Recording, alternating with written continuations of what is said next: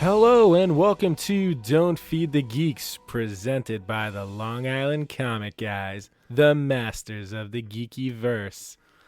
Well, I'm TC, joined today by the Dungeon Master Greetings, adventurers. and JJ. What up?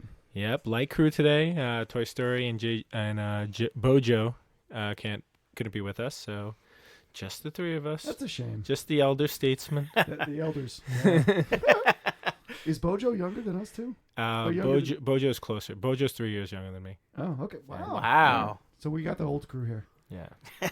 So obviously, since we have the old crew, we're gonna do old stuff today. Nice. Yeah, there you go. Then we're gonna call this one Bam Zap Pow or something TV. But first, we're gonna jump into the geek beat. JJ, are you gonna take that off? I'm gonna try this thing. I don't think I'm gonna be as good as Matt, but Toy Story. But we'll try this out. So what's Lego's got a new Batman. A Batman. I'm gonna say Batman. Batmobile. A new box. A new kit. Batman '89 Batmobile. This thing looks pretty cool. I just saw pictures of it. Yeah, I saw it too. It's cool. But I guess it's made more for the adult people. It's hitting the stores at the end of this month for $250. But this thing's pretty big. It's about 2 feet long, 8 inches wide, 4 inches high, 3,300 pieces. It's got 2 hidden pop-up machine guns. Rotates on a nice display. It's got a slide open cockpit, just like the movie. Yeah, it's pretty cool. Yeah, it looks awesome. I'm a big fan of the minifig, so I've got a Batman, I've got a Joker. I don't have a Vicky Vale, so I'm like. Well, these ones are specific to the movie too. Yeah, which is pretty cool. And what I was reading, I think the cape is like a faux leather, kind of like how his was. Is it really? So yeah, like because Wow. it said they made a point to say it was like movie accurate cape. I was like, what does that mean? And then I kind of took a closer look at it. Oh, see that's exciting. Yeah. That I want. So it's only 3 figures. It looks like, right? So yeah, that's, 3. That's a shame. I mean, I think that's really all you need. Yeah, I mean it's not a huge Lego piece, but it's a really awesome one though. So I saw that it was coined like an adult model car kit. Is that like similar to the Star Wars ones you get? Yeah, How so are those labeled? I think like the collector's edition. Okay, the so this is Ultimate probably Collection. kind of considered a collector's edition type Yeah, thing. I don't think they put that logo or that name on those. I think those are only just on the Star Wars side, but they may be calling this one differently. Hopefully, it's got a different label on it. Well, because I noticed that it has like that tag with it too. Like you have like the nameplate. Yeah, for just your like the Star other Wars stuff. ships, they have the same thing for that. So yeah, I guess they're considered the Ultimate Collector's Edition. Yeah, But this thing looks pretty cool. I like that the stand it's on. It's off the ground. It doesn't sit, and you can rotate it. you can rotate it so you can display it however Pretty cool. you And want. it's detailed. I Yeah. love this stuff. This It has is nice awesome. flames on the back and Yeah. had like grappling hooks off the side. I think I saw it too. So I will be getting this one. My boys will be getting this one. Sure they will. Next, we got more Batman. So we've got some Batman rumors going on. None of this is confirmed. This is all rumors. But the new the Batman movie coming out. What's the guy's name doing the Batman? Robert Pattinson Yeah. will be playing that. There's been a few people confirmed so far. So I think him, Zoe Kravitz as Right. Catwoman has been confirmed. Yep. Paul, I forgot his last name. The guy from the older brother from Slow Miss Sunshine. Yes. He's playing the Riddler. He's confirmed. Jeffrey and then, Wright. Jeffrey Wright is confirmed as Commissioner Gordon. That's probably out of everyone my favorite casting. I actually do think the kid Paul. I don't know what his name is. I think those two are probably my favorite. DM, look it up. But the rumorville is we got Colin Farrell as the Penguin. Interesting. I don't know how I feel about that. I can just visualize. What was he? Not Deadshot. What was he in? Daredevil. Yeah. Who's Bullseye. Bullseye, yeah. Bullseye. That's all I picture him. And then we got Andy Serkis as Alfred. Yeah. Again, it's hard to. I mean, he is going after big stars. It seems the guy who's front running this is Matt Reeves. I mean, we also seeing that, but not only that, but Matthew McConaughey being eyed as Harvey Dent. Yeah, it's some huge interesting. names. Again, like these are rumors. It'd be interesting if they were true. It's hard for me to imagine Harvey Dent at some point saying, all right, all right, all right. But if he gets cast, you know he's going to say it at some point. He's going to be like, we caught Carmine Falcone. He's like, all right, all right, all right. I'm going to picture Andy Serkis, Alfred speaking Gollum. Like that's all I'm going to think about. You know, it's funny because, you know, I really only knew him for that, but then I saw him in like Avengers: Age of Ultron, and he's actually pretty awesome in that. He's like he has like a pretty snarky sense of humor, and I think he's in the first Black Panther movie too, and I kind of like him. I don't know if so it's hard to say that I picture any of these characters as the characters so far, but I mean, maybe we need something fresh and completely different to kind of wipe what we've seen so far. I'm gonna go weird here, but he was also in 13 Going on 30. Which is a Jennifer Garner movie where he played like a gay editor of a magazine, and it was just—it's very strange to see him. Yeah, I don't know why I watched that. I think because it had Jennifer Garner. I like her. Okay. Yeah, but he was in that. It was just seeing him doing that, and then doing Gollum, and then seeing him in Avengers, which he was absolutely amazing. Yeah. He's been in stuff here or there. Like I get surprised every time I see him pop up. He's also I think he does like the Planet of the Apes. Doesn't he do like Caesar or something like that? Like one of the main apes. Right. I think he does as well. I've never saw the new one. Yeah, I could never get into them. My dad is like trained me to be a fan of the original, so I could never accept the new ones. He's probably been in a lot of movies that we don't. I mean, obviously he's been in Star Wars. I mean, he's got his Oh yeah, I forgot what's there his we name. go. Yeah. So, Snoke. Snoke. Yeah. So this is gonna be exciting. We'll see what happens with that. This is kind of a weird little thing. So it looks like HBO Max is going to be taking on some new shows and some old ones. It's going to be another streaming service, just to add to that. HBO Max is going to be a streaming. It's not included with your regular HBO subscription. So this isn't if you have HBO, you're getting this. This is something else. And I'm hearing the number might be $15 a month for this. I'm not spending boy. that. Yeah. So what we're looking at is Green Lantern Corps was announced. It's I believe it was announced officially. There's no details on it. I was looking today. I couldn't find anything in terms of details. I did see that Doom Patrol, which was previously on DC Universe, Season 2 of that is going to be continued, but on this service. That I didn't see, so that's new. Yeah. And then there's this other show, DC Superhero High. The only thing I saw is that Elizabeth Banks is one of the producers. I don't know if that means she's going to be on the show as well. But, you know her from... she was Betty Brant in the Tobey Maguire Spider-Man movie. She's been in a lot of stuff. I mean, that's probably one of her least famous roles, but that's what I'm bringing. So it's looking like maybe DC Universe is offloading a lot of their stuff to HBO. That's kind of the same thing I was going to bring up. And if they do that, I almost hope they do. It would stink because I probably wouldn't do that service too. But I just want them to fix that app for the comic books, because the comic side of it is just in disarray. Yeah, their library. I don't know why they can't, like Comixology, all these other digital comics providers do set their library up the same way, and they have it in like some weird backwards, you can't find anything way where horrible. Like you can't look at like a master library of all the titles. You have to literally search and hope you find it. Yeah, it doesn't make any sense. And it's all out of order and everything else. So I don't know. I'd like this. It's personally, I like everything together in one area. But if we have to break this up, I don't think I'm going to spend money on another streaming service. And I don't think they're going to do as well as the Disney stuff. I'm paying for that. If I drop cable at some point, maybe I'll consider picking one of these up. But I don't know yet. That's tough to say. Drop your high cable bill for a high streaming. Well, and that would it would only really be to balance it out. And it wouldn't be like I would be saving money. It's just like, well, I only watch 2 shows on cable, and I could stop watching those and watch them on something else. I'd rather go with a company, be like, all right, for I want to pay this much money for Hulu, this and that, and just it's one bundled package. I have a feeling that's going to be in the future. Somebody's going to make a contract where they make everything available, and you pay like one flat fee. Let's hope so. All right, so another thing that came out in the news that I saw today. Streaming service. Jumping onto the Disney side of things. Disney side, which comes out on Tuesday. Tomorrow. November 12th. I'm really excited about this for the Disney Plus streaming service. But what this Mighty Ducks reboot is reportedly in the works for Disney Plus. It is a live action. This project it will be much like the original trilogy.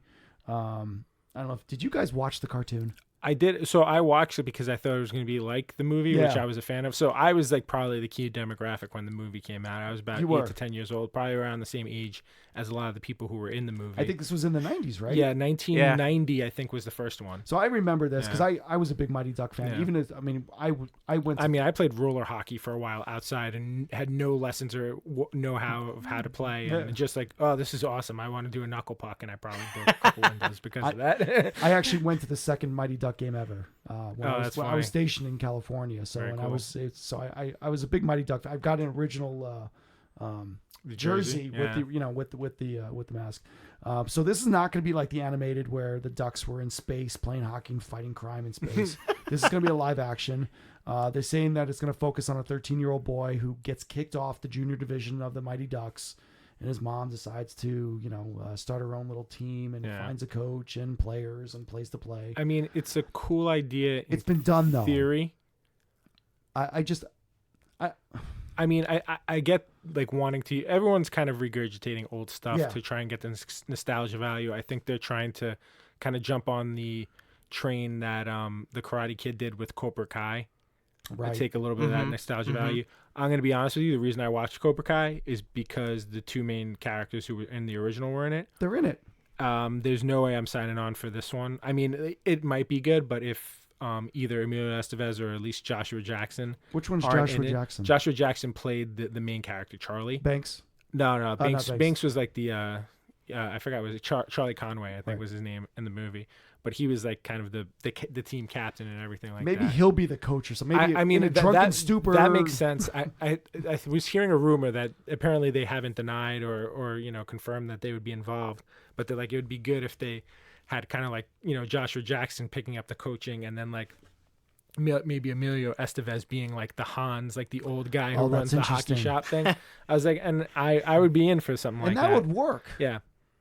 I don't know. Maybe they get, because none of these guys have done any work at all since then. I mean, one of them was arrested for, remember the big guy, the fat Goldberg? kid? Goldberg. I mean, he was recently arrested for drink I driving. saw him in different stuff. I mean, those two guys have been pretty active. I mean, Emilio Estevez, he's the son of, Martin Sheen and his brother to Charlie Sheen. So, I mean, he's always done stuff. He does a lot of directing stuff. Yeah. He's big into that.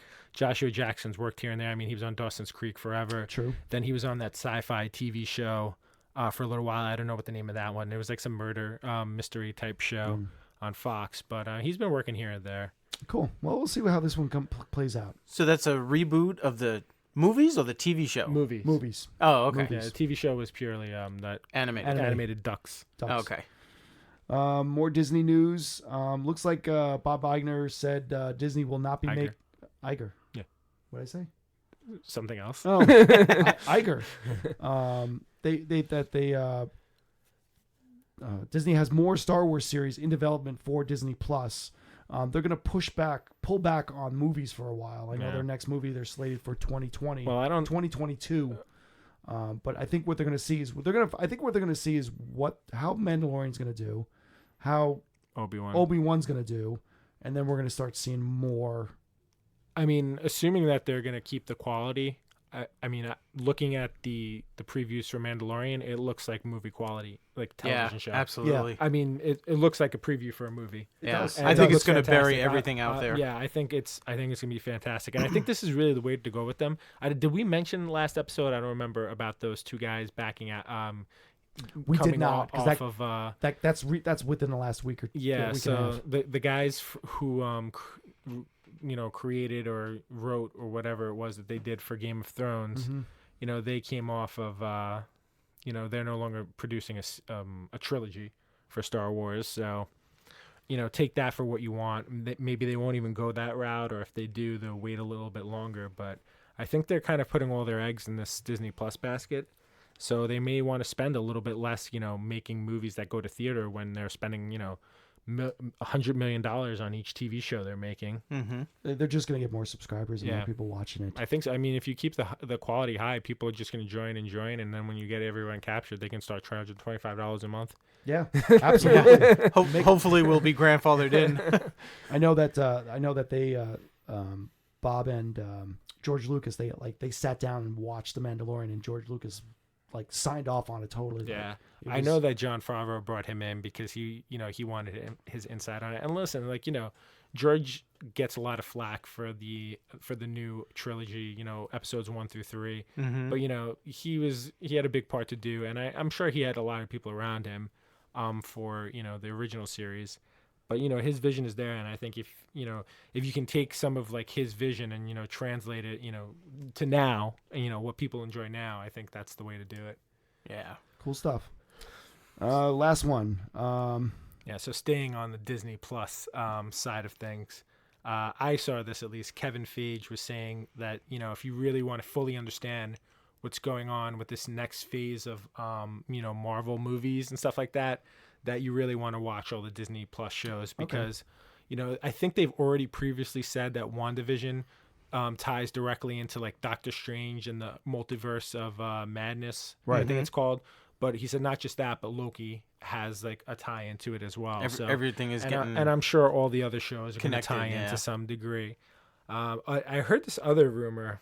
I don't know if we mentioned this either. And again, it's just a rumor right now, but apparently Chris Evans might be popping up on Winter Falcon Soldier and Winter and Soldier. Falcon. I heard at the least same thing. for at least an episode or like a part of an episode. So that could be cool. It'd be interesting if he's going to be young or old. I was Steve. thinking the same thing. But yeah, that's cool. So I guess we'll have to watch everything. Oh, I was going to do that anyway.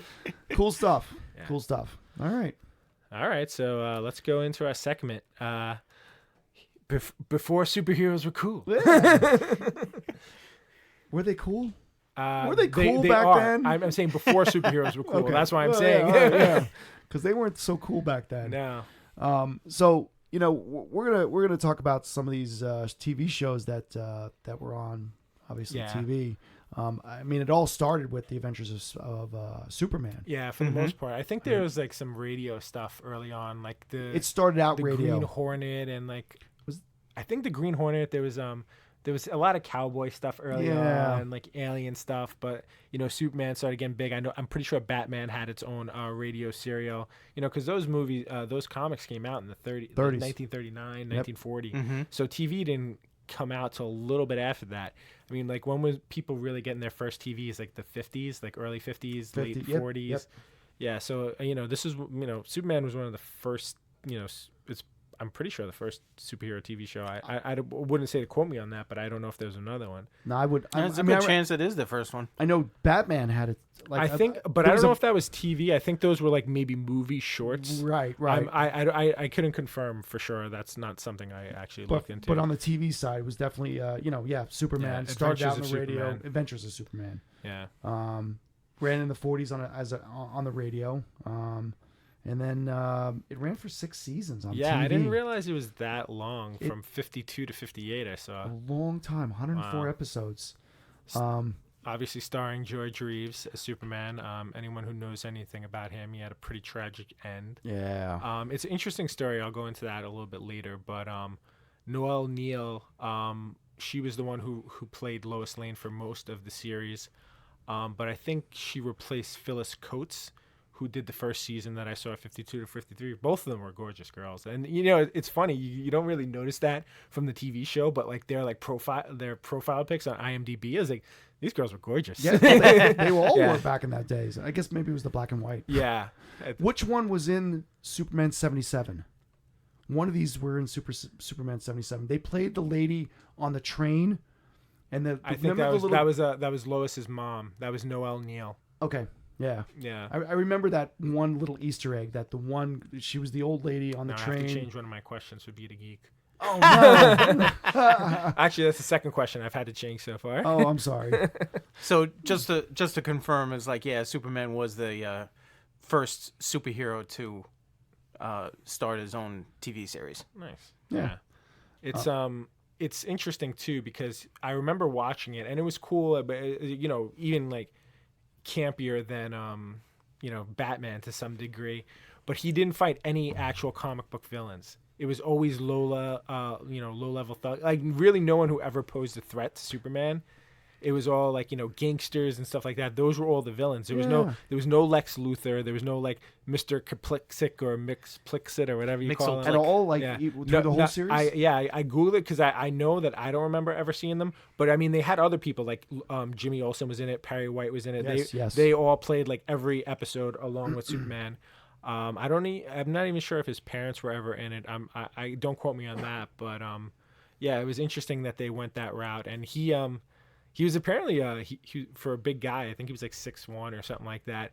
Very agile. So a lot of the stunts, he did a lot of his own stunts. Not all of it, but he had a lot of stuff. He had to be very acrobatic. So he would come in and like bounce. He'd have to jump down. That's and cool. He'd have to swing in sometimes. So he got to the point where like he would swing in through a window sometimes, and he got so good at it that they wouldn't cut. He would just swing in and they'd go right into his line. See, that's cool. I was like that was really cool. That's when actors were real. Yeah. Well, they also had to work a little harder too. I'll probably ruin this for your Beat a Geek, but I mean, I love the episode when he was on with I Love Lucy. Yeah, I mean, he was on I Love Lucy. Lucy. She wasn't. Yeah. Yeah, it was I Love Lucy with Superman, and he made quite a few appearances different during cameos. that time. Yeah. I love that episode. I just thought it was just so funny. Oh, yeah, and it that's was awesome. it was a perfect crossover. I mean, that was a crossover back in that day. Right. Yeah, that was like maybe one of the I didn't know that. Yeah. Oh yeah. I think I've watched more I Love Lucy episodes than I did Superman. I didn't know. Yeah, no, he was on. Wow. I think it was later on, like great in episode. I Love Lucy. Yeah, it was when they lived in the apartment. The original. Back then. Yeah, but not the continuations. But I mean, I touched on it before. So even to this day, so George Reeves died at I believe age 59. So really weird circumstances. So he was having like a party. He was I think either engaged or maybe recently married to like a younger girl, and they had some friends over, and he went up to go to bed or something like that, and they found him like naked and shot. He apparently killed himself, but the mysterious part was there's like 2 more bullet holes in the floor found. He had bruises on him. That's interesting. Yeah, like I was reading into it because I actually really dug into this after seeing the movie Hollywoodland. Did either of you guys see Hollywoodland? I have not seen that. No. Really good movie. It's Adrian Brody stars as this like kind of private investigator who's like hired by, I forget who hires him. I think it's the wife of some big mogul hires him to investigate what happened to George Reeves, and he digs into it. And after that, I looked into the real story. And there was no, apparently like the people at the house called like 45 minutes after he died. They waited to call like the police or something like that. Conspiracy. And yeah, it's a huge Hollywood conspiracy. Really? I mean, there's rumors that he was murdered by some big MGM executive because, he had something with like the wife, and then he stopped, and then the guy killed him because he hurt the wife. And it was just, it's really interesting. The movie's great. Actually, who plays Ben Affleck plays George Reeves in the movie. Really? Yeah. Was he any good? He was fantastic. Actually, Hollywoodland. I would 100% recommend it. There's a few you'll definitely recognize. That was the one recently, right? Like maybe 10 years ago. At this point. Oh, okay, not that recent. Yeah, like 2004, I think it came out, or 2015. It wasn't that long. It wasn't too long ago, but really good movie. As soon as I heard, Ben Affleck was going to be Spider-Man, I of course sent the photo of him, Ben Affleck in the Superman suit. It's like he always wants to be Superman first, though. That's funny that he played Batman and then he played an actor that played Superman. It's interesting. I really like the movie. Yeah, like it boggles me. That's interesting. Getting closer to actually being Superman. Yeah, I mean, obviously, if you're into Superman, watch the original TV show every once in a while. But I highly recommend Hollywoodland. It's Adventures of Superman. I remember watching it as a kid. It was just very nostalgic. It was just fun to watch, and very I always Star Spangled Banner too. Yes, very American. I mean, you got to remember what time. And that's the thing why I kind of wanted to do this too, is like you got to remember when this stuff came out. You know, like most of these, this is before high definition TV, and you know the times. You know, a lot of the shows reflected what was going on. You know, this is very much in the McCarthyism type world where you know everybody was potentially a commie, so you know you wanted to make sure I am super American and everything like that. So it's interesting how that stuff translates through time. Nothing more American than Superman. Yeah, even though he's an alien. Good stuff, man. Good stuff. All right, so I guess shortly after that, if there might be other stuff, but we're just going with mostly the stuff that we watched growing up, or that we know more about. You know, Batman was the next big thing. I mean, Batman in terms of huge. You know, pop culture was probably 66 from 68 it ran, probably one of the biggest what's the word I'm trying to use? Biggest effect on pop culture in terms of the superhero culture. Had the, you know, the biggest effect early on. I mean, this brought Batman to a huge audience. I mean, a ton of people watched this. It was on for 3 seasons.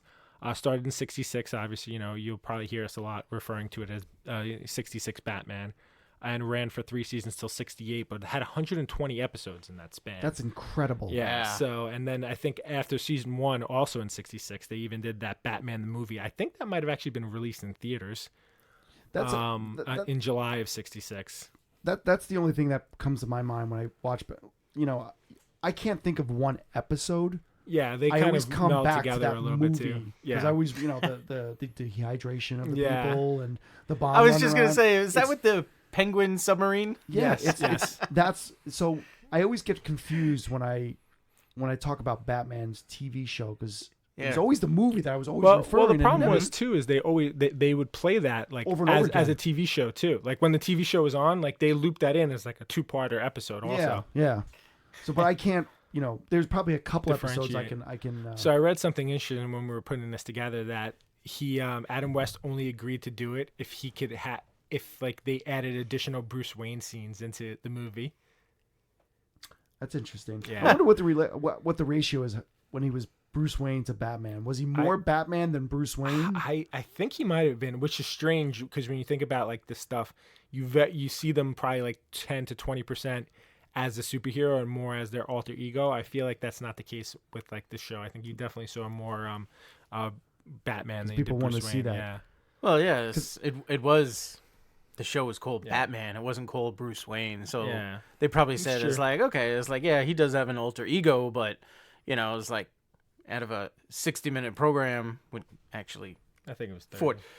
Yeah, whatever it is. It's like it's only going to be like 5% that he's actually going to be his And you alter never really ego. get to see too much inside Wayne Manor. It was always the cave. You do a little bit, like you you just saw see the like office. there was with the the office, head. and then they had like one like living room area that Yeah. you saw, maybe like the doorway. Yeah, but like the you two didn't really rooms. you didn't really go travel around the house too much. It's interesting though because this was a TV show where they brought so many of the comic book people to life. And, you know, again, like we have to say that it was campy and it was the 60s. So there was a lot of grooviness about it. And, you know, the bam, zap, pow. I mean, like people think, you know, who grew up or, you know, any time between then and I'd probably say 1990, they watched this growing up. And, you know, one of the earliest things you think about when you see say Batman is like, you know, bam, zap, pow. I mean, anybody born after that time, you know, they don't really associate that as much. But you know, it had that comic book look and feel. 100%. I mean, Yeah. that was a comic book. It was a live action comic book. And exactly. Yeah, and like to go back to what I'm saying, like you had like I was going through the list because I know they had like a couple like characters that were created like villains for the show specifically, like Egghead. He was like Vincent Price, and then there was a King Tut character. I forgot who played him, but I mean, you know, you have the Joker, you know, his number one villain. You have Catwoman, you know, played by Julie Newmar. Eartha Beautiful. Kitt. Lee Merriweather did the movie. Right. I think there was one more. There was 3. There was 3? Oh, just 3. Okay, yeah, just for the movie. The black girl. That was Eartha Kitt. She was season Yes. 2. But I thought somebody did season 3. I could be wrong, but it doesn't matter. Maybe you know what? I think what's her name may have came back. I think Julie Newmar may have come back for I think you're right on season that. 3. But even Mr. Freeze shows up for like a few Yes. episodes. You know, the Riddler by Frank Gorshin, who is fantastic. So I just found out about this when I was reading. Frank Gorshin got either nominated or won an Emmy for his portrayal as the Riddler on Batman. The only person to be nominated for anything. Batgirl shows up at some point. You know, Alfred's there. Commissioner Gordon's there. Commissioner Gordon. Obviously Robin's in it. So I think the only people to be in every episode were Batman, obviously Robin, Commissioner Gordon, Alfred, and Chief O'Hara. Oh wow! We're in Chief O'Hara. We're in all 120 episodes. That's amazing. Yeah, and So Penguin. So apparently, Burgess Meredith, famous for being Mickey in Rocky. Yep. A ton of other stuff too. He was also in the original of Mice and Men. He plays the guy who's obviously not mentally handicapped. I saw that when in probably high school. Our teacher showed us that movie. But it was cool. He was the Riddler, the Penguin, and he showed up the most. I think out of everyone else, he was 20 appearances, or maybe 30. I think it was 30 appearances he made as the Penguin, more than any other of the villains. Really? Yeah. I find that interesting. So I'm wondering if that's people like seeing him more than the Joker or anybody else. Well, the thing too is just like the Joker, he was good. Like Cesar Romero, I think is his name. He was great. Yeah. The guy refused to shave his mustache. Though. Yep. Like, they had to paint over it. They painted over it, and it looked ridiculous. And back then, you probably couldn't tell as much because, again, not high definition. Right. But when you watch now, it's just like, ooh, that really stands out. That's a Superman moment there. Yeah, I put that picture out the other day with me and Noel watching it. But yeah, even like I said Batgirl came in. Mad Hatter was in there one episode. Oh, I don't remember that. So this is the coolest thing that I found out. So the Clock King, also a character from the comic books, he was in 2 episodes, and those episodes were written by Bill Finger, scripted by Bill Finger. Really? Yeah, really cool. Oh, see, that's cool. Yeah, I thought that was awesome. So I forgot where I heard this, but and that's before the controversy. Like that was when, like, because he was still didn't get credit for that. Well, that's what I was just about to say. I'm sorry. Someone told me, it might have been actually Zach might have brought this up, Bojo, during the Batman episode, but he was so happy to see his name on something Batman, like for those episodes. It's like, written or scripted by Bill Finger. He's like, that like made the world, like that meant like the world to him. That's interesting. That's cool. But so it's a huge iconic show. You have the song Spider-Man. But it was a fun show. I mean, obviously it was geared towards kids, but adults watch too. I mean, of course. Anyone who was in their 20s or 30s at that time, they'd be lying. And a lot of, I think the reruns, the syndication, it got a lot. I mean, that's how I watched it. I'm sure that's how you guys watched it, because you guys were really young. We're not even born when that came out. I wasn't born. I was watching reruns on that. So I mean, that was huge for that show. That's great. Do we know of any like other famous actors that had cameos in it? There was a ton of. So that was gonna be the second part of what I did, but I deep dived so much into like the people who played the villains. So funny story, John Astin, Sean Astin from Lord of the Rings, he's actually not his biological father. I didn't know that. I just listened to a podcast with Michael Rosenbaum, and Sean Astin was on that, and he's his adopted father. But crazy. But okay. He took over for Gorshin after the first season because they didn't want to pay him. So they originally did some rip-off character called the Puzzler, and then they brought for 2 more episodes the Riddler back, and it was John Astin. Wow. But there was I think Sammy Davis Jr. He plays like one of the people when they're climbing and he pops out of the window. There was so many famous people during those climbing scenes who would pop out of the window and like talk to the dynamic duo. I know Sammy Davis Jr. jumps out of my mind. He was one. I'm pretty sure Lucille Ball did it.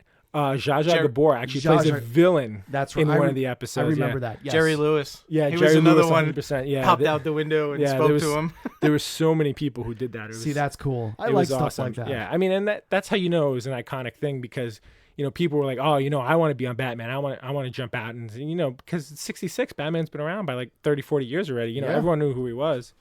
Yeah, Dick Clark too. Yeah, I mean, he was another window person. Yeah, I'm sure like the list goes on and on for that's the cool. people who did that. Oh, there's another crossover: Green Hornet and Kato. Sorry, yes, I did mean to mention that. They were on it? There was a 2-part episode where they play they face off against somebody, Professor Gum or something like that, who is Mud. The guy who played Mud on the original Star Trek series. What does it say? Episode 7, The Spell of Tut. I think that was season 2, though. Wow. Oh, yeah. It doesn't say what season. Well, but cool. That's cool. Yeah, I mean that really started everything off. I think in the terms of, because from there, like what we go into next, you guys had Shazam coming. Shazam. Yeah, it really set the groundwork up for like all these shows. Yeah, because that's when they in the beginning of the when the 70s started. That's when all these other ones started popping out. So the next one we had on our list was Shazam, which was the original Captain Marvel. Sorry. Oh, yeah. Coughing well, he has his coughing fit. I'll take that. Yeah, Shazam ran for 3 seasons, starting in 74. Had a total of 28 episodes. which is not a lot. No, not really. Did you ever watch it? I've seen a couple of episodes when I I was. think 28 might have been too many.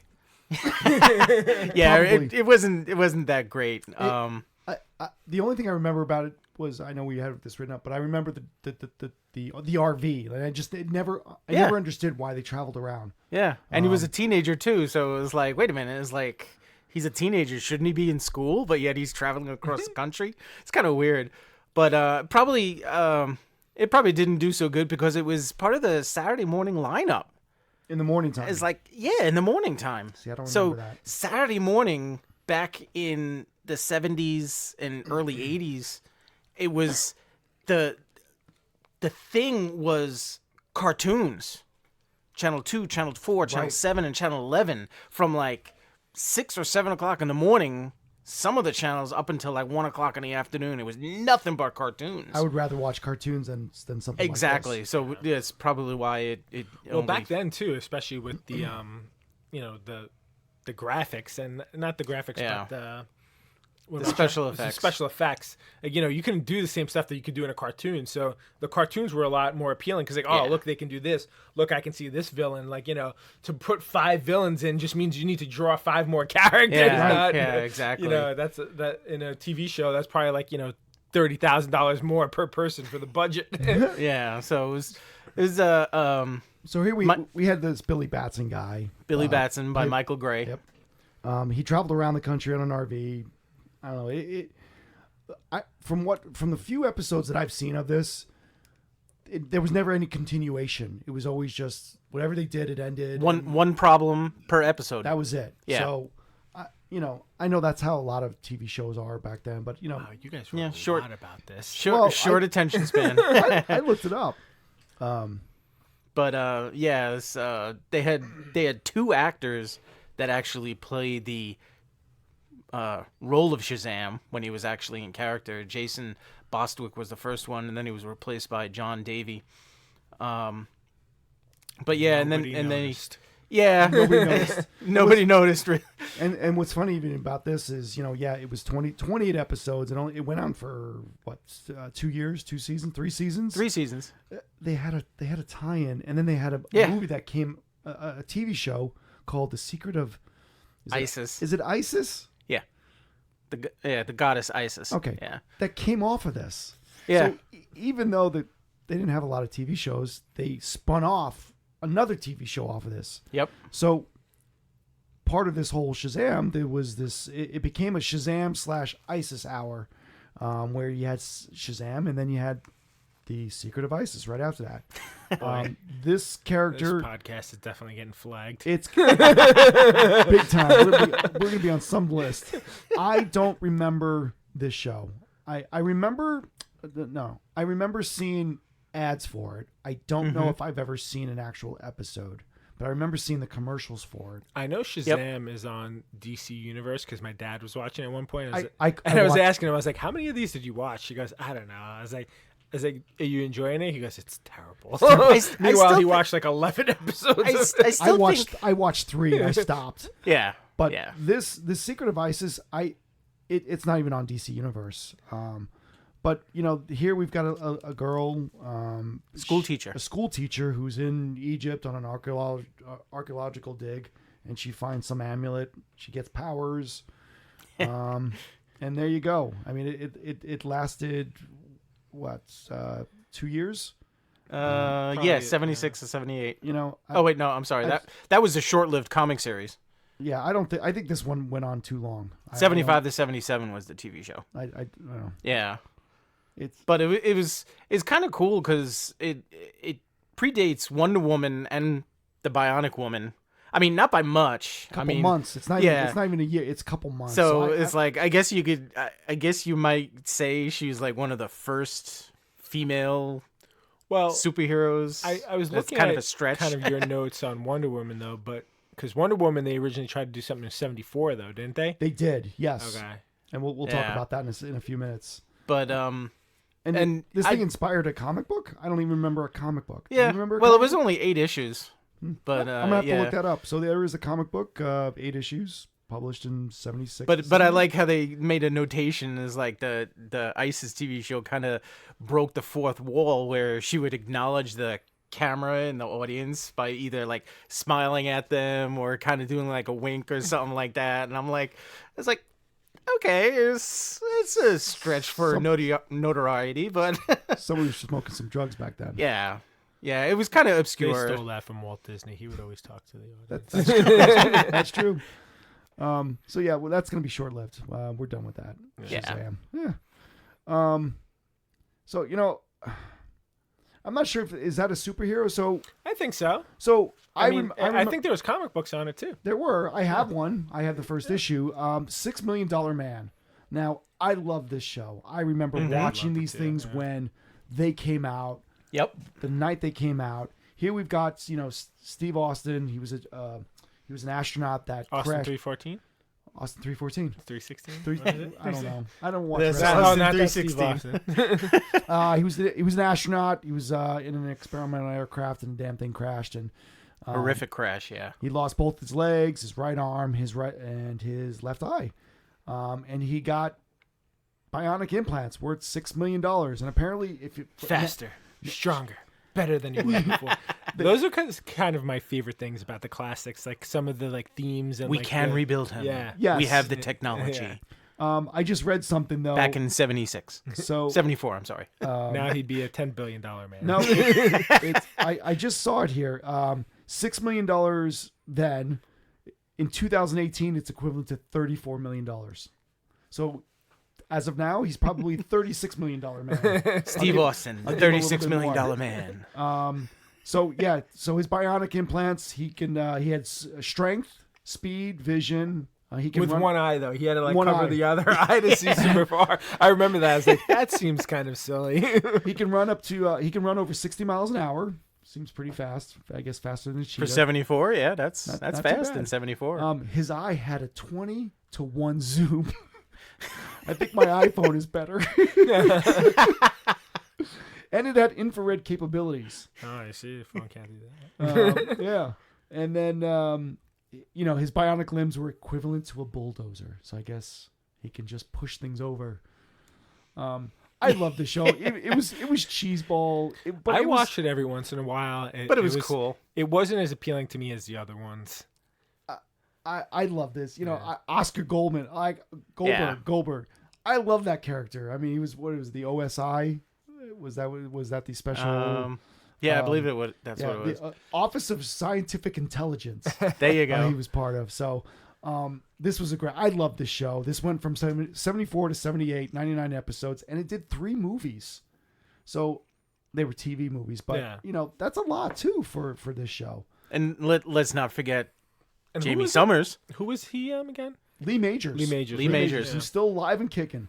Yeah. Still doing the convention. And then the other half, the Bionic Woman. It spun off the Bionic Woman. So was this a mistake? Was there not a Bionic Boy TV show? So there was a Bionic Boy TV show. Okay. I didn't know that. Yeah, it lasted a couple episodes. It didn't last that long. So then on the other side of this, we had the Bionic Woman. Lindsay Wagner. Lindsay Wagner. Oh, she does the Sleep Number beds, right? She had her issue was, she was a professional tennis star, and this is weird. So she got injured skydiving. That's what it was. Accident, so it was a skydiving accident. The first, from what I understood, and I don't remember this. So her first episode, I think it was a movie, or it must have been a 2-parter. So they gave her her arm, her legs back, and everything else. She recovered, everything took. By the end of the show, she ends up dying. So she died from her implants. I think I vaguely remember that. People got annoyed with ABC or whoever it was and wrote in and everything else. So then they brought her back. And is that when they gave her the ear? That's when they gave her everything else. So apparently in the first episode or the first, So was the pilot part of $6 Million Man? Yes. Yeah, so I believe it was. It was a crossover, and then she died. Yeah, never intending to actually be its own series, but yeah, it's pretty funny. And what did that series go from? How many years was that? That went from 76 to 78 also. Okay, nice. So it's a couple of years here.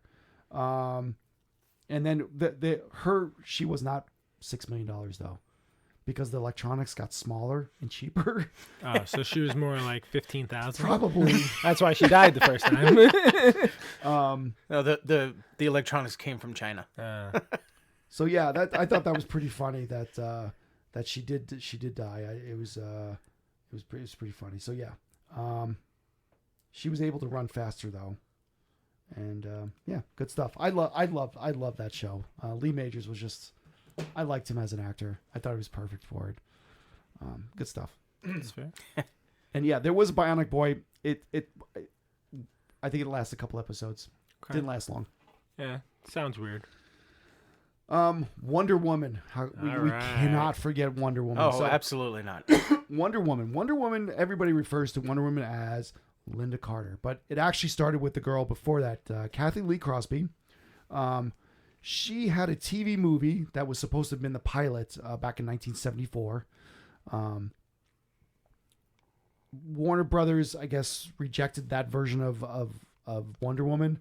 Oh, I have seen it. I know what. Yeah, she had a different outfit. She had blonde hair. She had blonde hair, and she covered up. Like she had leggings, and she was totally opposite spectrum of Linda Carter. Kind of like when they tried to reboot it, and they had the picture of.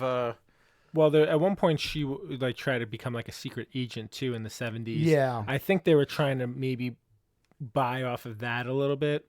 Yeah. So I think it just, I don't even know if it even got how much publicized it got. I remember seeing it, not in 1974 because I would have been a couple years old, but I remember seeing it later. But it was a TV movie. Ricardo Montalban. Yes. And I guess Welcome to Fantasy Island. I guess ABC just kind of rejected it after that because people didn't like it or whatever. And so then they brought Linda Carter in. They renamed it to the new original Wonder Woman. Loved it. Great, another great theme. I mean, that one's probably the best one. I mean, Batman is probably the most iconic because yeah. But Wonder Woman is actually a really good theme song. It is. This one originally aired in 1975, and this I found interesting. It was originally set in World War II, which I didn't know that. You know what? It's weird because I think I was watching at one point because it's on MeTV now. Like, I don't know how many people Channel 3 in the Northeast. There's a channel called MeTV, and it plays a lot of old classic TV shows. And they don't play them in order for the most part. Don't. So one episode I was watching, she's in World War II, and then another episode she's in modern day. I was like, what the heck's going on here? I was like, I just saw Nazis now. Like, she's fighting in the Korean War or Vietnam War. So yeah, the first season was all World War II. Yeah, that was weird. So that happened, and then 1976, ABC ordered 2 more 1-hour episodes, and then there were 11 more episodes in 1977. So when it came back in 1976, they ended up, getting out of the World War II period and bringing it up to the modern times. And that's where we're at now. I wish it went longer. Wow, so it bounced around a lot. So it started at ABC and then went to CBS for the last 2 years. Yep. Mm-hmm. Yep. Wow. Yep. Oh, it was called The New Adventures of Wonder Woman on CBS before being pulled from the schedule in 79. Wow. So it went from 75 to 79. I would have thought this one would have been just as popular as Batman. I'm a little shocked that it wasn't. it had more. It had more seasons. I just don't think it had as many episodes. It didn't have the episodes weren't there. Yeah, it only had 60. And she was good too. She was gorgeous. She was gorgeous. Even to today. I mean, like standard. She's still she's beautiful, a beautiful today. woman, today. But back then, like you watch older stuff and it's just like, yeah, they were pretty, but they don't look as pretty as like some of the women today. But you go back and watch it, it was just like she was just gorgeous. I loved her. She was my crush. So someone had oh yeah, 100%. Someone had still is tagged her in something. So I saw her in something, and they're like, oh, and she's with her daughter, like who should have been like she should have been the next Wonder Woman. I saw. I was like, she's literally a carbon copy, younger version of Linda Carter. Like, really? She's beautiful too. Yeah, love Linda Carter. But it was a fun show. And I'm gonna go off the rails here. I'm hoping we see her in this crossover event on the WB. I know it would be nice to see her as her version. That I want to see her in that outfit, in some Wonder Woman outfit. Yeah. She has had some other cameos, and not cameos, but she was in Sky High. I don't know if you've ever seen that. Yeah. She played the principal of the superheroes, and I remember just one line. She turns around and she says, "Well, I'm not Wonder Woman," and she walks out of the room. But yeah, I mean, she's been in a few things. I don't think she ever did any of the TV like movies for that. Did she? TV movies? Like how a lot of the other shows they did like a 1 hour TV movie afterwards. I don't think she did any of those, right? No. And I think her show too was like another one of those. Like Steve Trevor was always in it, but there was never like a villain. Like I mean, from what I understand, I don't think like Cheetah or anyone. Nope. And it's hard because like I don't know a ton of her villains. I know it's like Cheetah. No, yeah. And then it was like the Ares. Like those are like the really two big villains that I know she has. But her Invisible Jet was in it. It was. I did not know that. Yes, her Invisible Jet was in it because there's some shots of her in the sky, and it's just her sitting like in the sky. And was there a spinoff from this? Was there like a Wonder Girl? Wonder Girl was in it like the last season, right? Yeah. Yeah, they introduced a teenager Wonder Girl. It was kind of silly. I remember seeing it. I don't remember much of it. But yeah, I love me some Linda Carter. I don't know. What did you say? I love me some Linda Carter. I thought you said I love me Lisa Linda Carter. I was like, I don't think her first name's Lisa. No. Yeah, no, she was beautiful. It was a great show. I showed it to my daughter the other day. She's like, "That's Wonder Woman." I was like, "Yeah." I was like, it took a, she did the spin. She goes, "Wonder Woman" every time she would change. The explosion. It was just great. Again, 70s. But again, this this sets the groundwork. All these things was just so cool because this is where it started. Like Gal Gadot, like at some point she's looking back, she's like, she's not going to do it that way, but it's just like, what, she's going to take all the good stuff from it. It's like, obviously there's a lot of cheesiness and, there's stuff they couldn't do at the time, but all the, like the heart of the character, like that's the stuff that you want to bring over and make sure, you repeat when you redo the stuff. We need to see Gal Gadot and Linda Carter dressed up as their Wonder Woman standing next to each other. That'd be great. Yeah. They were at the UN together. I know. I've seen that picture. Yeah. Just like the Adam Hughes cover? The two generation there we Wonder go. Womans. Cool. That would be an awesome picture. Anyway, all right, moving on. So this one is probably my favorite. Should be DMs too. Yeah, Incredible Hulk. This is just a great show. The Incredible Hulk ran for 5 seasons, from 77 to 82. I had 82 episodes. It's interesting, you see this 82 episodes compared to Batman, where it had.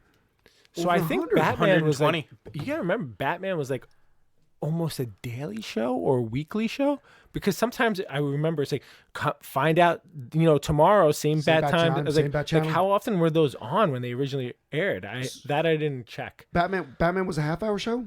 Yeah. What was Incredible Hulk? I think it might have also been a half hour. Okay.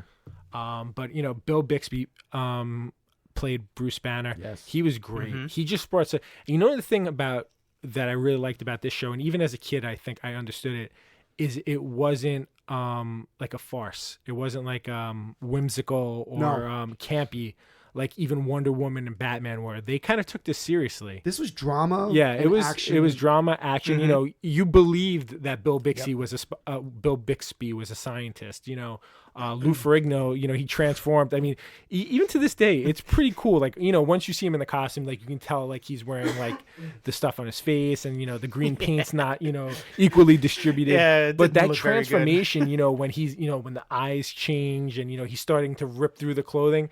It's still cool to today. I mean, granted, this was later. It went from 77 into like 1982. Still, the not the animation, but the graphics. I mean, it wasn't there to do all like this was. Oh yeah, I mean they made it work, and Arnold Schwarzenegger originally auditioned for the role, but he was rejected because he was too short. Right? Is that what it was? Yeah. Yeah. We looked he's into only it. 6 foot, right?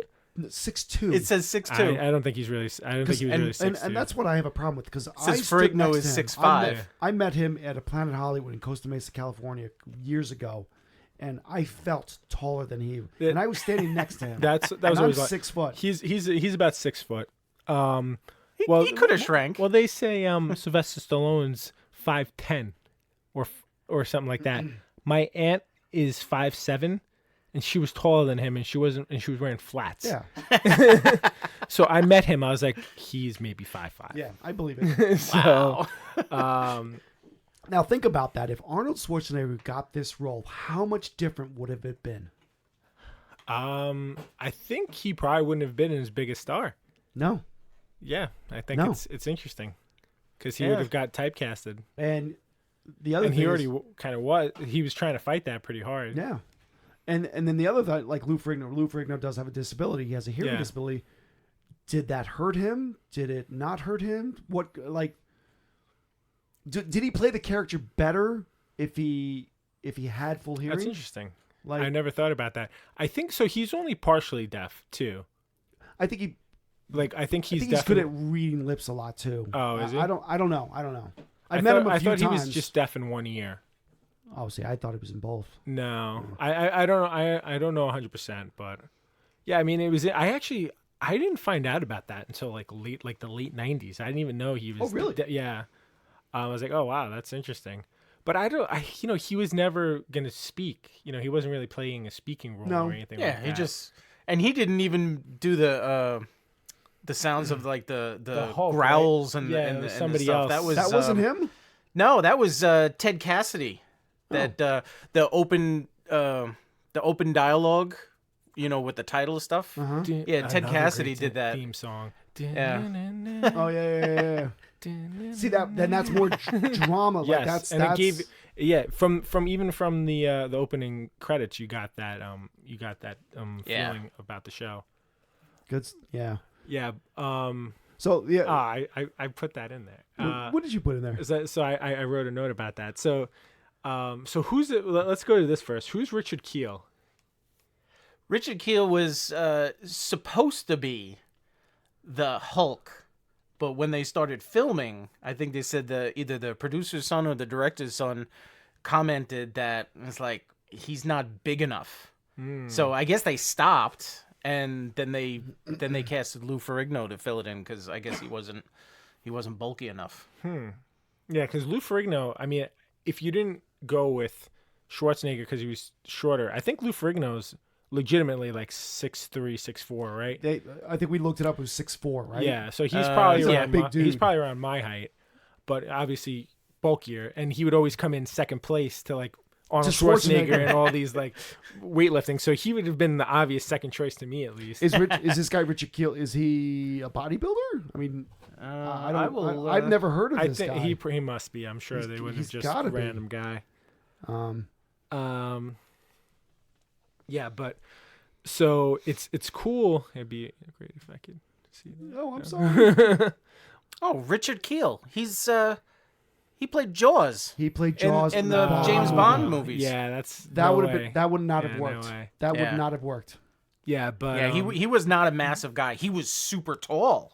Yeah, He was tall, not a big guy. but not beefy. Fun fact: Jack Kirby, one of his actual acting roles, he plays a sketch artist. I did not in know season 2. that. Yeah, so I knew he was in something, and I was pretty sure it was this, but I checked right before coming here, and I saw not just him, but Stan Lee in one of the TV movies also makes a cameo appearance as I think that's his first cameo appearance too. What do you mean? As as a Jorah in a TV movie? Like so the TV show went from 77 to 82. Okay. They made 3 TV movies after that. So the first one was in 1988. It was called The Incredible Hulk Returns. I don't remember and he that. teams up with Thor. So this is the first time he actually teams up with somebody. So it's funny. I vaguely remember that. Yeah. I thought that was an episode. No. So they probably, in syndication, it was probably played as an episode. Okay. But it was actually a TV movie after the show ended. So this was 6 years after the show was already over. That's why it was The Incredible Hulk Returns. And so he teams up with Thor. So the guy, that was horrible graphic. That didn't look like, to me, that looked like it was made in the 70s. Yeah. Well, I mean, it was a one-shot TV movie too. Wow. And then, so the year right after that, so this was actually, I don't think I've ever seen this one. So the Trial of the Incredible Hulk is the one where Stan Lee makes his appearance, but it has two comic book characters in it. So Banner is apparently the witness to a murder linked to the Kingpin, who's played by John Rice Davies. So if anyone's ever seen Indiana Jones or is a Lord of the Rings fan, he's Gimli from that. And Indiana Jones, I forgot what his name is, but he's like his buddy from Egypt. Saul, yes. He was in Sliders too, but not only that. So he was a famous guy, but Matt Murdock is like the lawyer who's on the case. So there's Daredevil in it, who I didn't realize at the time. He's basically wears all black, kind of like how Matt Murdock does in the Netflix series in the beginning. He just wears like a black thing over his face. You know what? I've seen a clip of the courtroom where he goes crazy because somebody sets him off. It becomes a Hulk inside the courtroom. Yeah. And that now makes sense. I did not realize that. So that was 89. And then the last one they did was the Death of the Incredible Hulk. I think it's just one where I don't think there's any characters other than the Hulk in that. He's trying to cure himself. I'm assuming he does at the end. I don't remember seeing that one. Nah, but neither do I. he where was I when these came out? I have no clue. We graduated high school in 1990. Yeah. We're dating ourselves. I don't remember any of these. No, it came out. Wow. But so these were TV movies. These weren't theater movies. Yeah, I wasn't watching TV then. Yeah. No. So it was funny because when I was reading up about this, they actually kept the sets and everything intact for a little while because they were planning on making a fourth one a year later. But anyone who knows anything about Bill Bixby, he got very sick. He eventually died from prostate cancer in 1993. But he was pretty much of a hot commodity at this time in terms of the directing world too. He directed a lot of stuff. I didn't even realize he was he became the main director on the TV show Blossom. Really? Yeah, so he took over and like he actually shows up on like one episode, but he directed like the whole 1990 season of Blossom until he got really sick and then eventually passed away. But he was great. I that theme song and him, that's probably the show I remember and definitely have watched the most episodes of. Yeah, they had the title of Revenge of the Incredible Hulk. It was Revenge. There was a couple working titles on that. I remember seeing that too. I had no idea about these movies. Yeah, I definitely remember the Thor one. I saw that one for sure. I've only seen the image of Thor, Stan Lee, and Hulk. It's funny because no, he wasn't in that one. Stan Lee is in the. Oh, maybe they were together, but I don't think Stan Lee was in the show. Yeah, he was in the. He was standing. He was next in the to Daredevil one, but he's There's I think American Wedding or something like that. The guy who plays Thor is like in that. He plays like some gay guy who like gets them like their wedding dress or something like that. It's pretty funny. Was that him? Yeah. That's funny. That's hilarious. Yeah, but he was a pretty big dude. So He's it was a big dude. And they also used the. I think at that time in the comic books, Thor was also still Dr. Donald Blake. So the guy does. There's two different characters that play him. So there's Dr. Donald Blake, and then when he hits the hammer, he becomes the Thor character. I'm gonna have to see. I learned something. I had no idea about these movies. Wow. Yeah, I think they're on Amazon Prime actually. I'm gonna have to catch them. Yeah. All right, and then what's this last one we wrote up about? So I have seen a few of these. You've seen a few? Yeah. Amazing Spider-Man. I'm surprised you've only seen a few. I would figure you'd even see as them all. So as a kid, I where I got these from? The library. Remember, you could rent like VHSs at the library. Really? I used to rent them from there, and I was like, these are terrible. Unfortunately, out of all these, this was the worst. Yeah, and again, it's just there was no villains. There was no like Spider-Man villains for him to fight. I mean, I think he was just, again, kind of like going back to like the Superman days where he's just like fighting thugs crime. and like gangsters and stuff like that. It looked fake to me. Like even the webbing was it was poor quality. It's just horrible. Yeah, he would hit it, and then like you could obviously see the cutscene where they like throw some type of net on someone. And didn't his eyes, they were cut out? Like you saw his eyes, right? I think it was like mesh or something like that. It was. It looked like the eye things in the mask were cut. But it's funny because there's an issue. I don't remember what issue it is, but it's obviously from like 79 or something like that of Spider-Man, where this guy is actually on the cover because they did like a photo cover, and he's like the cover of one of the issues of Amazing Spider-Man. Really? Yeah, that's funny. Oh, I'd like to see that. Nicholas Hammond played Spider-Man. Yeah. It didn't last. I mean, to me, what was it? 18 episodes altogether. Altogether. It was, and they advertised like on the comic book. This was advertised for I remember NBC. Seeing that. Yeah, I remember seeing that. I remember seeing the commercials for it, but I'm not sure if I watched them when they came out or they were just reruns when I was a kid. Yeah. But it was just probably reruns. I couldn't get into it. Yeah, they weren't very good. It was pretty bad. But the one thing that I saw was cool is that you put this in there. There was 5 different stuntmen used for like different specials, like specialities or whatever. But that's cool about it. So they used It still didn't work. It still looked good didn't though. work. No trick photography in this, and maybe they should have. Yeah, that's the problem. They should have used trick photography. Yes. Yeah. All the help. It only would have helped. So some of the other ones we'll kind of wrap this up a little bit. There was honorable mentions. Honorable mention: Wonder Girl, which was the spinoff of Wonder Woman. Captain America, which I don't remember much of. I remember those were TV movies, right? They never had like a full show. I believe they were TV movies. Yeah, I don't. One of those guys is still humongous. Like he's still in great shape. We've seen him at cons a couple times. We have. Yes. And the guy's built like a truck still. Mm-hmm. Electra Woman and Dyna Girl. I know Bruce was looking a little into this. I don't remember this at all. I've never even heard of that. Yeah. I was trying to do a little look up on this. I think that was way before my time. Well, it was the same time. It was 76, but it was only from what I read up on it. It was by Sid and Marty Krofft, and they had 16 episodes, but they were only like 15 minutes each. Yeah, see that. So there was like a half an episode that they would throw in. If any of you know the name Sid and Marty Krofft, they did Land of the Lost and the Bugaloos and Sigmund and the Sea Monster and a whole bunch in the 70s. Basically it was a female version of the 66 Batman. That's exactly what it was. They had the same quirky little phrases, like when Robin did like holy whatever Batman, the Dyna Girl would do what was her signature phrases, like it's Electro, okay. Wow, history whatever. Won't remember their names.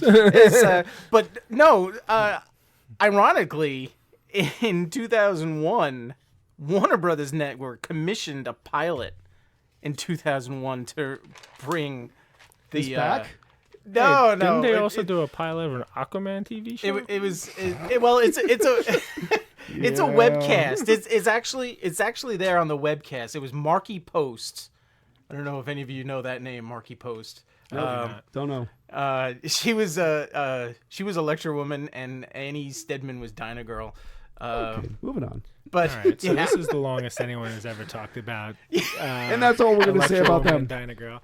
Also, honorable mentions to Buck Rogers and the Greatest American Hero, which I watch faithfully. Yeah. I mean, Buck Rogers is one of. I mean, it's got Erin Gray. I don't know if you guys know Erin Gray with Silver Spoon. She's just a beautiful woman. And Gil Gerard, just another. It was a great show. I believe you. Good stuff. All right, so I mean, listen, we're not saying these are the greatest things ever made, but anyone who's a fan of and there are others, comic books and superhero stuff, it would be cool to at least go back and watch one or two of these to get your feel on. Appreciate how far we've come, and also where a lot of this stuff really got its original inspirations from. Yeah, and this is stuff that we all grew up with anyway. I mean, some of us. So good stuff. Yeah. All right, so we're gonna do another Beat a Geek today. I hate these. So we're gonna do a new format going forward. So everyone is gonna be on the show is gonna be involved, but because there has to be one person doing the questions. Only JJ and the DM are here, so only JJ and the DM will be playing against each other. Great. All right, so geek versus geek. Geek versus geek. Who's gonna We're gonna lose? battle to the death. All right, I didn't do too many questions here because I know we're running short on time. Yeah. But let's get this started. Bloop, bloop, bloop, bloop, bloop. All right. You should probably give that to me. I like that new bell. All right. Okay, so these were originally set up when we had a different topic going on. So they're not really fitting in the theme of the episode, but the goal is to have these themed in the future. It's all good. So, but each question is themed though.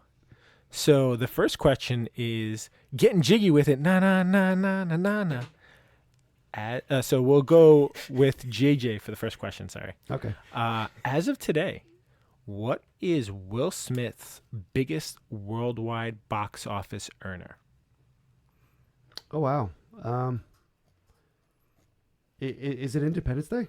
Correct. Whoa! It is. Give yourself a ding. All right. Check me out.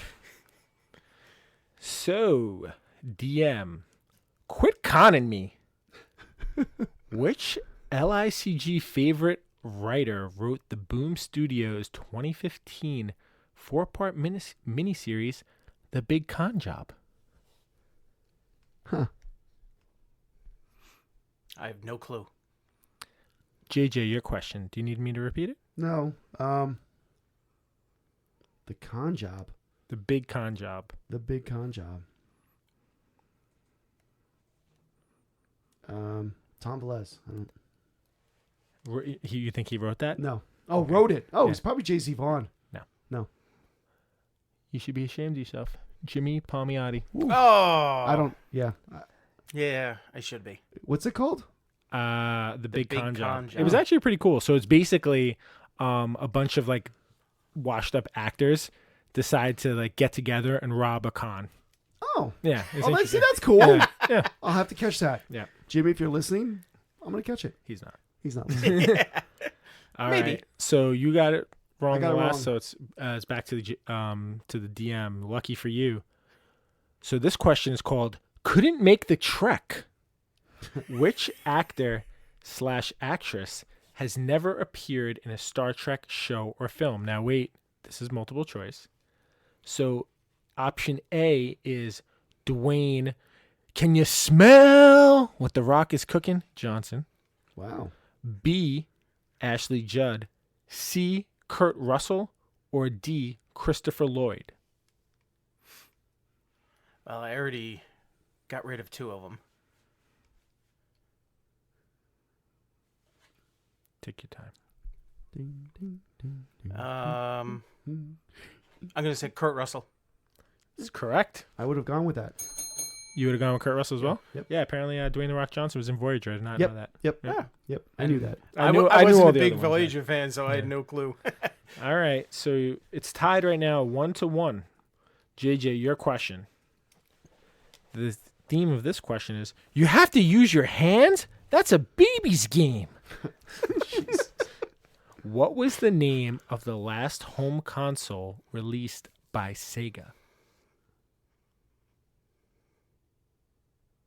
This is not multiple choice. Saturn. DM.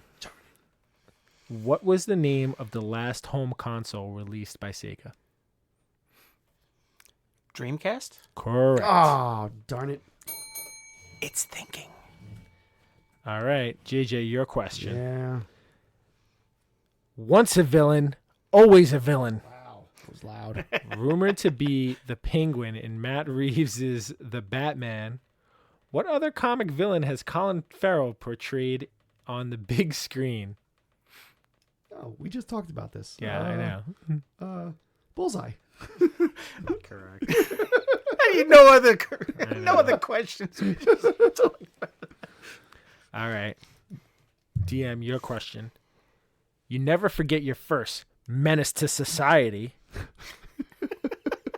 What is the first appearance of Stan Lee's greatest alliterative character, J. Jonah Jameson? Ooh. What is the first appearance? Yeah. We're going to get this wrong. Yeah, you are. We're both going to get this wrong.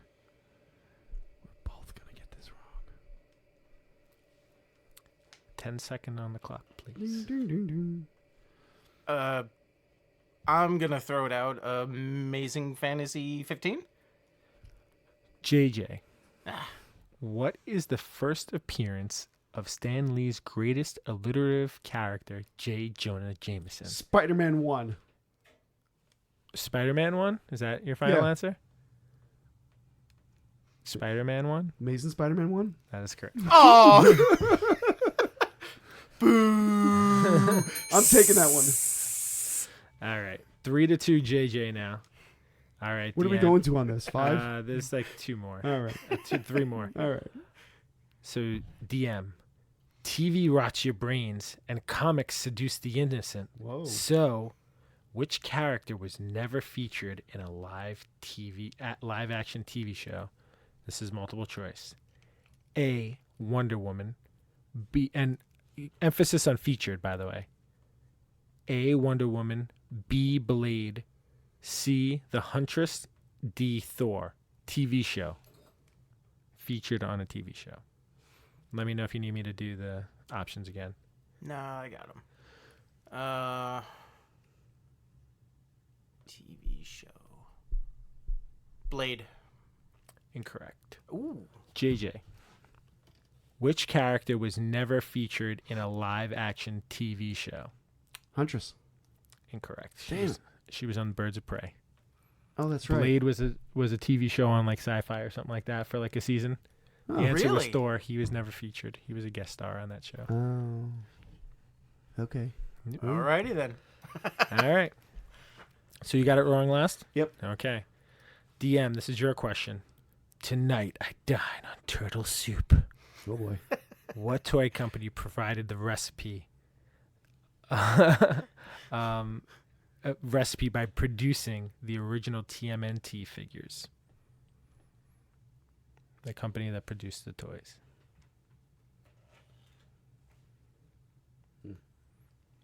I'm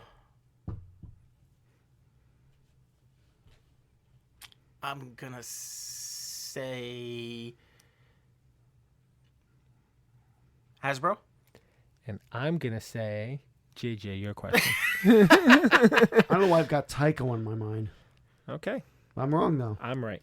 What are you right? Playmates. Playmates. Oh, jeez, I wasn't even See, I thinking always of thought that. that it was just a little kids company that made little kid toys. All right. This should be the last one, right? Yep, this is the last one. So currently it's 3-2. Yep. For your tie, we can do a tiebreaker if we All right, need to. all right. But all right, DM, your question. The punishment must fit the crime. There have been 4 actors to portray live-action versions of the Punisher. Name all 4. Darn it. Yeah. Nope. Not gonna be able to answer that. No, you don't have any of them? I just got Blumenthal. And I just saw the. Oh my god, I can't think of his name. I just watched it the other night, the John Travolta film.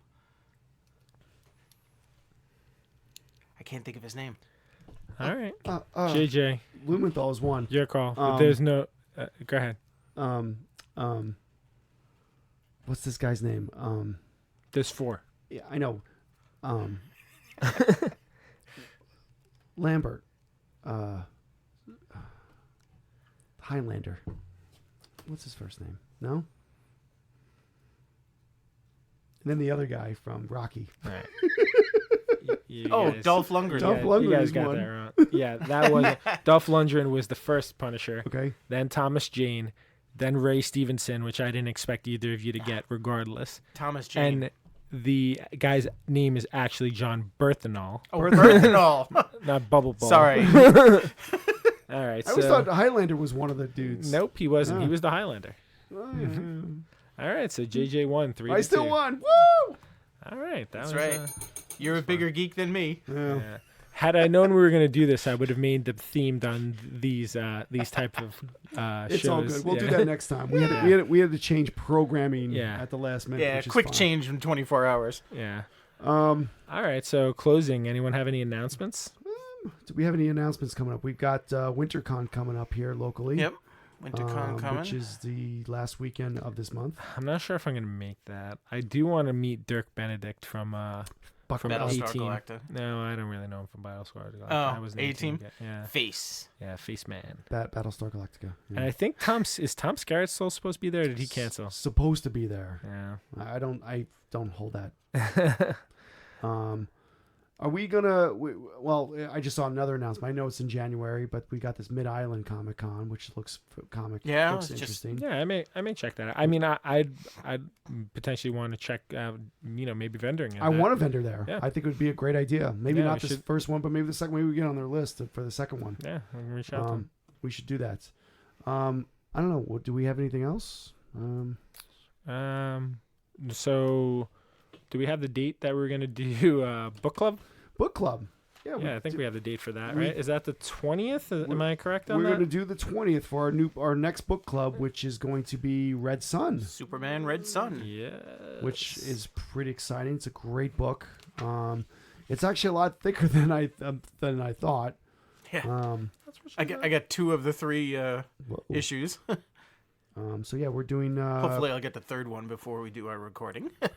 We're doing Red Sun for our book club. So be on the lookout for that. We'll post stuff beforehand. We're changing it up this time. We're going to do it on a Wednesday night instead of a Friday. So hopefully we get a few more listeners to check it out. So be on the lookout for a little more. We'd love some more interaction. Yeah. Anything else there? I'm just trying. Yeah, it was November 20th that we're doing it. Sorry. And then we have some cool upcoming episodes that we're excited about. The next So I don't know if we've officially announced this. So we're actually going from weekly. Sorry to those who are looking for it weekly. We have some timing issues with everything. So we're going to go back to twice a month. So it's not going to be first or third. It's going to be, you're going to get an episode every other week. So and this may change. It's just right now. It's just, we're trying to get, I don't know. We're the holidays. Not the holidays. I just think we're trying to find our flow again. I don't know. That's the way I'm looking at it. We're just trying to find a flow here. Yeah, we're trying to. I think the idea is to put more quality into what we're doing instead of just trying to push out quantity. And I'm not saying we're not getting better, but as we get better, I think we're going to end up going back to a weekly, doing more video. I would love to do more video. Yeah, I think we're.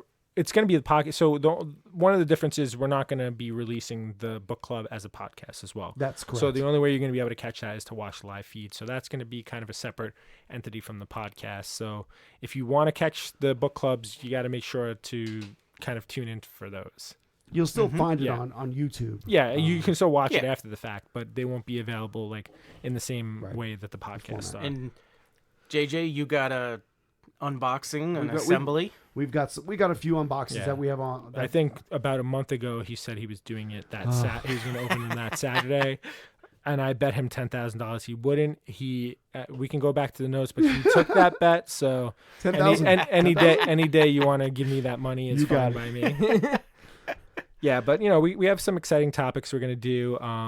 Exciting things down the pipeline. We kind of want to expand and do a little bit more than maybe just the podcast as well. We won't announce it just yet, but we'll keep you guys posted on the kind of exciting things that we want to do. At least we think we're exciting. They're exciting. We hope you guys kind of feel the same. And I think that's it from me. What about you guys? I think we're good. You guys want anything else? No, not much. Just excited.